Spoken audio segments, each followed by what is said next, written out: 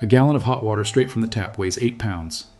Add 1 cup of white vinegar, cost 5 cents.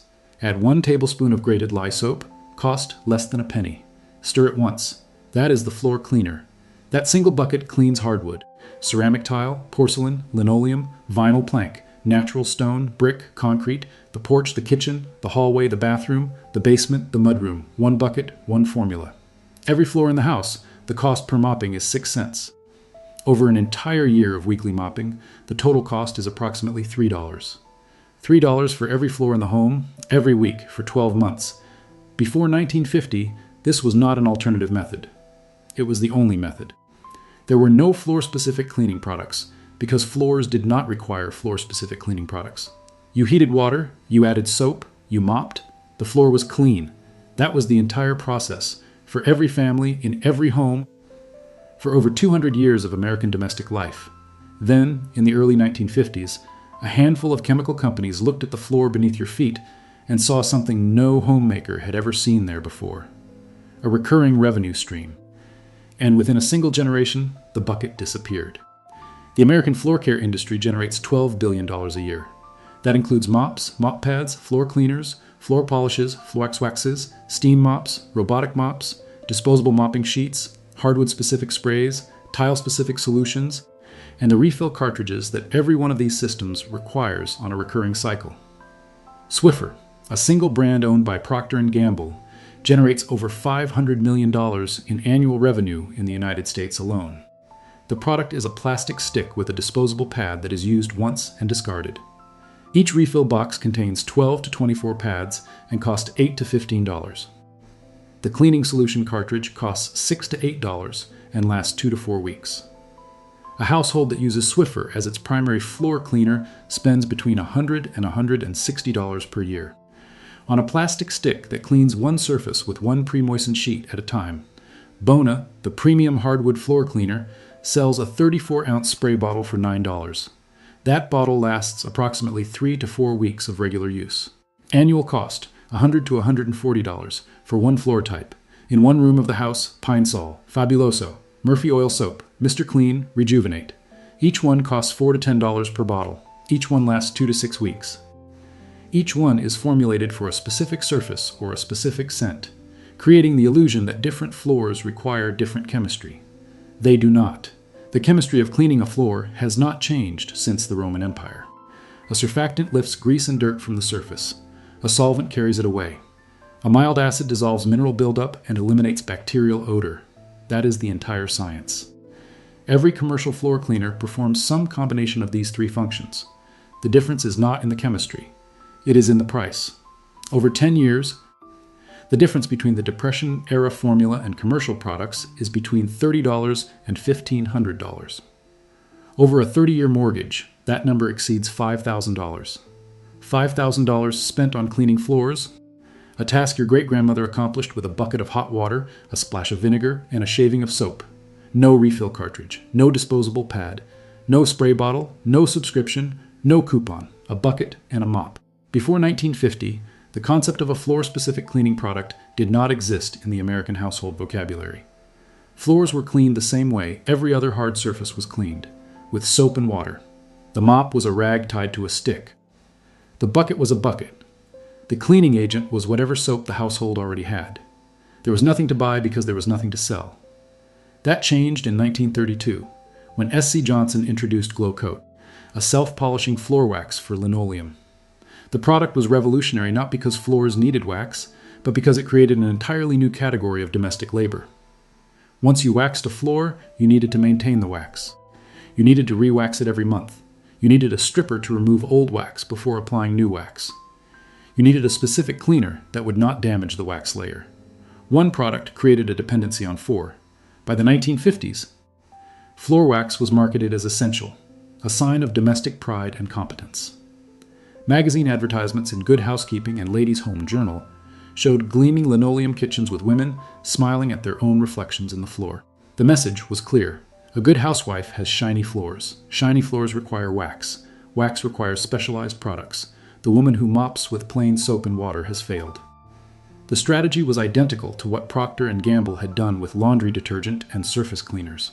Fund the media, control the message, redefine the standard. By the late 1960s, the average American kitchen had a separate cleaner for the floor, the countertop, the sink, the stove, and the windows. 5 products for one room, where a single bar of soap had handled all 5 tasks for the previous 2 centuries. In 1999, Procter & Gamble launched the Swiffer. It was not a better mop. It was a mop that required proprietary refills. The handle accepted only Swiffer pads. The cleaning solution was sold in cartridges that clicked only into the Swiffer device. The product was not designed to clean floors efficiently. It was designed to create a closed system. A recurring purchase loop with no exit, not banned outright, just quietly redesigned out of existence. The string mop disappeared from hardware store shelves. The gallon jug of vinegar was never mentioned in a single cleaning guide published after 1960. The bucket, the most effective floor cleaning tool in human history, was replaced by a proprietary cartridge. The floor beneath your feet has not changed. Wood is still wood. Tile is still tile. The dirt that settles on a floor in 2026 is the same dirt that settled on a floor in 1926. What changed is the price. What changed is the number of products required to perform a task that requires one. The system has one base formula and 5 surface-specific applications. The base formula is identical in every case. The only variable is the ratio, adjusted slightly for the finish and porosity of each floor type. Here is the formula, the science, and the method for every floor in your home. The base formula, 1 gallon of hot water, as hot as the tap will produce. Typically 120 to 140 degrees Fahrenheit. 1 cup of white distilled vinegar. 1 tablespoon of grated bar soap, either Castile or lye soap, with no synthetic additives. The hot water is the solvent. Heat increases the molecular activity of the water, which means it dissolves and carries away dirt faster than cold water.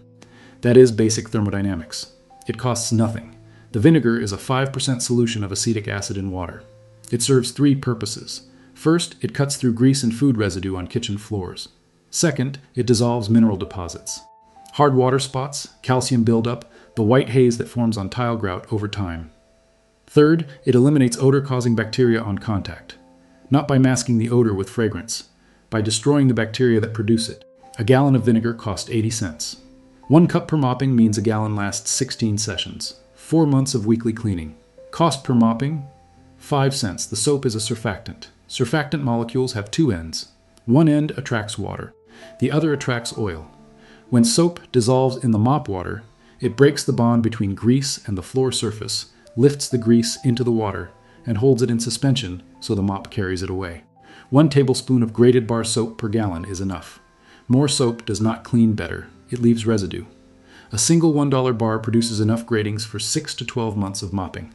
Cost per mopping, less than a penny. Total cost per mopping, 6 cents. Total annual cost for weekly mopping of every floor in a home, roughly $3, allocation 1. Hardwood floors, use the base formula with 1 modification. Reduce the vinegar to half a cup per gallon instead of a full cup. Hardwood finishes, particularly polyurethane, do not require strong acid. The half-cup ratio cleans without dulling the finish over time. Wring the mop until it is damp, not wet. Excess water is the enemy of hardwood. Not vinegar, not soap, water. A damp mop with the base formula cleans hardwood identically to Bona hardwood spray, at a fraction of a percent of the cost. Mop with the grain. Allow to air dry. Allocation 2. Ceramic and porcelain tile, use the full-strength base formula. 1 cup vinegar, 1 tablespoon soap, 1 gallon hot water. Tile and porcelain are non-porous, acid-resistant, and nearly indestructible by cleaning agents. The full vinegar ratio cuts through grease, dissolves soap scum in bathroom tile, and removes the gray film that builds up on kitchen tile over time. For grout lines, apply undiluted vinegar directly with a spray bottle. Let it sit for 5 minutes. Scrub with a stiff brush. The acid dissolves the embedded dirt without damaging the grout. For heavily stained grout, apply baking soda paste first, 3 parts soda to 1 part water, then spray vinegar over it. The reaction between the alkaline soda and the acidic vinegar produces carbon dioxide gas. That gas agitates and lifts stains from the porous surface. This replaces every tile cleaner and every grout cleaner on the market. Application 3. Linoleum and vinyl, use the base formula at full strength. Linoleum, made from linseed oil, cork, and limestone, was the standard American kitchen floor from the 1920s through the 1960s. Depression-era housewives mopped linoleum with soap and water every single day. Vinyl, the modern synthetic successor, responds to the same formula identically. One critical instruction: do not use excessive soap. 1 tablespoon per gallon. More than that leaves a film on vinyl and linoleum that attracts dirt faster and creates the dull, sticky surface that the floor care industry then sells you a restoring product to fix. The problem was never the floor. The problem was too much product. Application 4. Natural stone. Reduce vinegar to 1/4 cup per gallon. Natural stone is porous and acid sensitive.